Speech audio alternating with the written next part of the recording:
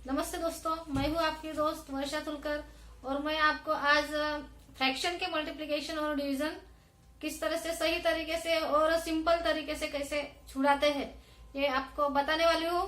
तो चलिए ज्यादा देर न करते हुए हम स्टार्ट कर लेते हैं। तो सबसे पहले हम मल्टीप्लिकेशन लेंगे फैक्टर का। ये है फ्रैक्शन और ये फ्रैक्शन का कैसे मल्टीप्लिकेशन सिंपल तरीके से किया जाता है ये आपको मैं अभी बताऊंगी। तो देखिए 35 जो है अंश इसमें 35 है और छेद में 7 है। मल्टीप्लाई है 81/9। तो इसको हम किस तरह से इजी तरीके से छुड़ाने वाले हैं। तो देखिए काटते कैसे है, ये जो डिवीजन है ये किस तरह से काटा जाता है कोई कोई बच्चों को समझ में नहीं आता।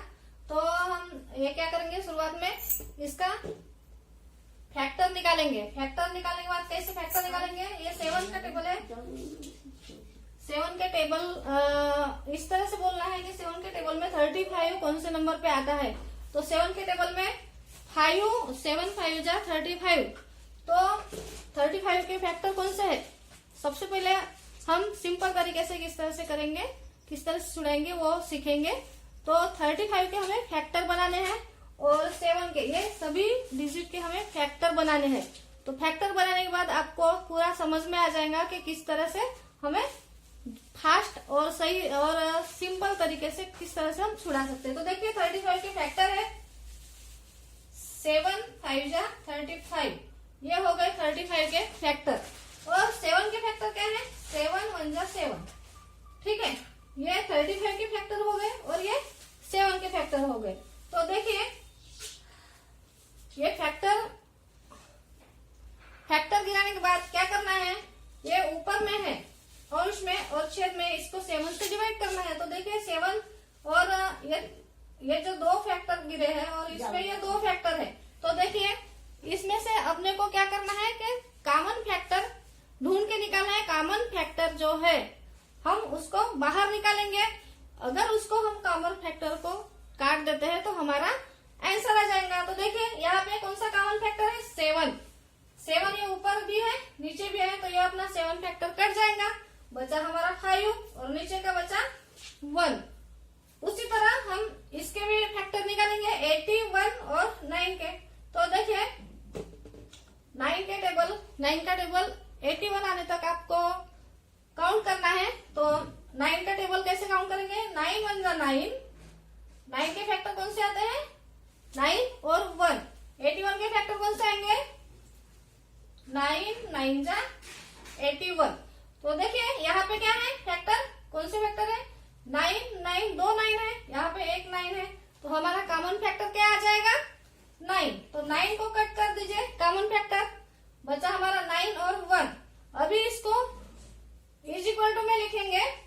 क्या लिखेंगे, ये फैक्टर कटने के बाद कौन से फैक्टर बचे वो अपने को लिखना है। तो देखिए ऊपर में क्या बचा है, 5। डिवाइडेशन में 7 कट गया तो नीचे में क्या बचा, 1। ठीक है, अभी इसके फैक्टर निकाले हमने तो मल्टीप्लीकेशन का सिंबल दे दीजिए। यहां से कौन से फैक्टर बचे, 9 और 1। ऊपर में क्या बचा, 9, नीचे में 1। यहाँ से अभी फैक्टर गिरते हैं क्या, इसके फैक्टर गिरते हैं, 9 के फैक्टर गिरते हैं, लेकिन 3 3 जा 9 फैक्टर गिराएंगे तो उसको कटने के लिए नीचे में कुछ भी नहीं है। तो इसके फैक्टर हम नहीं गिरा सकते। तो हमारा फाइनल आंसर क्या हो जाएगा, 5 मल्टीप्लाई बाय 9 1 मल्टीप्लाई बाय 1 यानी 1। चलो ये हो गया अपना लास्ट फैक्टर और हमारा फाइनल आंसर क्या आ गया, 9 5 जा 45 और 1 1 जा 1। यहाँ पे हम 1 नहीं भी लिखेंगे तो भी चलेगा, यानी हमारा फाइनल आंसर आ गया 45। तो देखिए ये क्या हो गया, हमने फैक्टर जिसको डायरेक्ट काटना नहीं आता उसके लिए है ये। आप फैक्टर साइड में कर दीजिए, फैक्टर निकाल लीजिए, फैक्टर में से कॉमन फैक्टर को बाहर निकाल लीजिए, यानी कॉमन फैक्टर को कर दीजिए, कट कर दीजिए और जो बचे वो अपना आंसर रहेगा। तो देखिए यहाँ से कॉमन फैक्टर निकालने के बाद अपना फाइनल आंसर आ गया। अभी यही हम थोड़ा हार्ड लेवल पे जाएंगे, यानी फैक्टर निकालने की जरूरत नहीं, डायरेक्ट कैसे कट करते हैं ये आपको बताऊंगी। तो ये अपना साइड में लिख देंगे। यहाँ पे हम डायरेक्ट की प्रोसेस करेंगे। ये अपना क्या है 5 9 1 × 1 = 45। ये अपना इसका फाइनल आंसर है। यहाँ से कट कर देंगे हम। यहाँ पे हम अभी डायरेक्ट कैसे कट करते हैं ये बताएंगे आपको। देखिए ये आपको समझाने के लिए लूंगी मैं। चलो अभी ये डायरेक्ट कैसे छुड़ाएंगे। अब ये तो फैक्टर हो गया, ये तो छोटे बच्चे का हो गया। अभी डायरेक्ट कैसे कट करना है देखिए 7 1 जा 7, 7 5 जा 35 जो कॉमन फैक्टर था।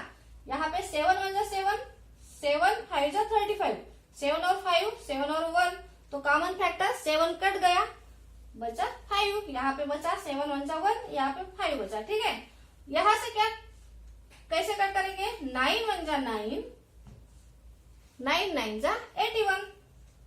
यहाँ का 9 फैक्टर आ गया, कॉमन फैक्टर कट गया और 9 जो बचा हुआ फैक्टर था वो आ गया। तो ये कैसे हो गया डायरेक्ट कट करके। अभी यहाँ पे वैसी प्रोसेस, यहाँ पे कुछ नहीं करना है, इसका मल्टीप्लीकेशन कर दीजिए 5 और नीचे में 1 आया था। ठीक है, मल्टीप्लाई बाय ऊपर में 9 छेद में 1 आया था तो इसको फिर मल्टीप्लाई कर दीजिए, हो गया अपना आंसर।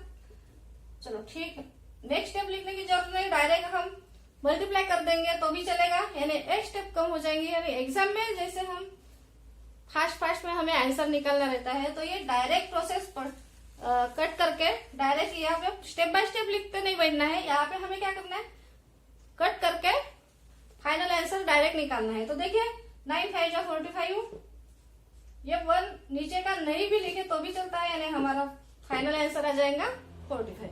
तो देखिए ये आंसर मैच हो गया अपना। ठीक है, समझ में आ गया। इसके और एक एग्जांपल लूंगी मैं इसका, यानी आपको और ज्यादा से ज्यादा समझ में आएगा कि फैक्टर कैसे बनाने हैं और कैसे कट करना है। ठीक है, सेकंड एग्जांपल लेंगे हम। चलिए देखिए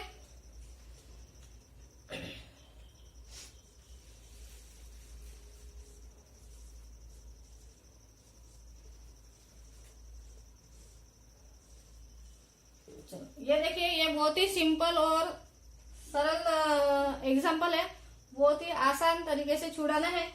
हमें क्या करना है, ऐसे अगर फ्रैक्शन आ गया तो इसको क्या करना है, देखिए इसको डायरेक्ट ही कट करना है। इसमें कुछ भी नहीं करना है, मल्टीप्लीकेशन करने की जरूरत नहीं। हमें क्या करना है, सिर्फ ये देखना है ऊपर 0 है, नीचे 0 है, ऊपर 0 है, नीचे 0 है। ठीक है, ये फ्रैक्शन में क्या है 0 0 ज्यादा, बहुत ज्यादा है। पहले क्या करना है, ऊपर और नीचे का कॉमन 0 जो रहता है वो पूरा कट कर देना है।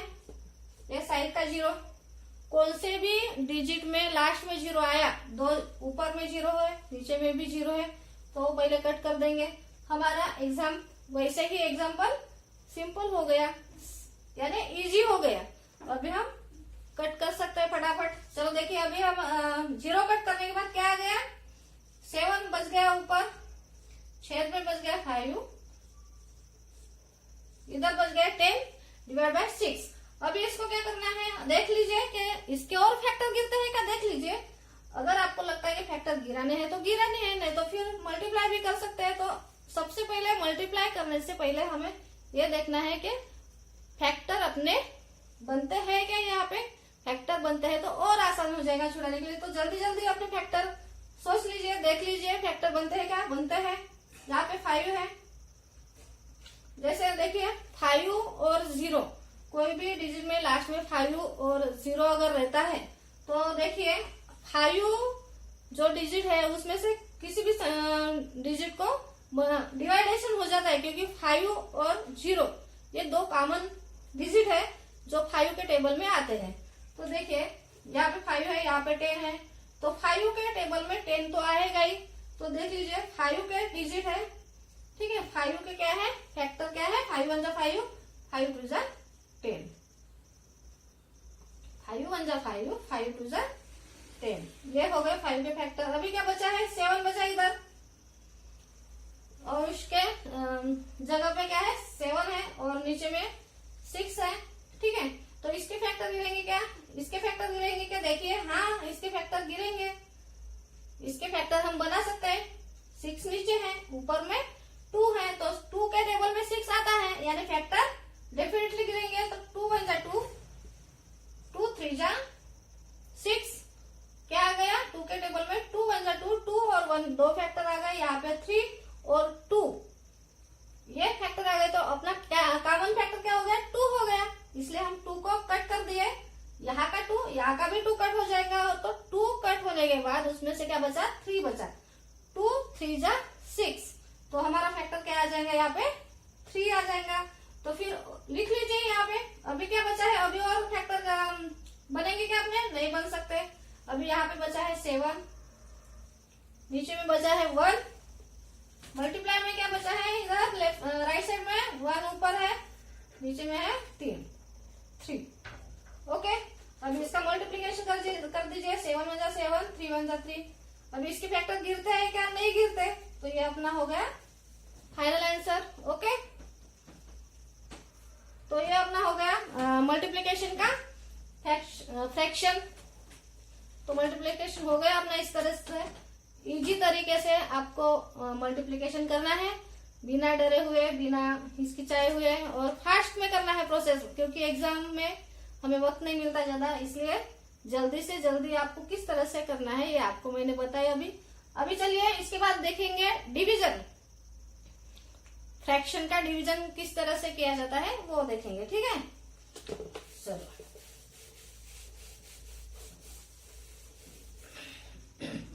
अभी देखिए डिवीजन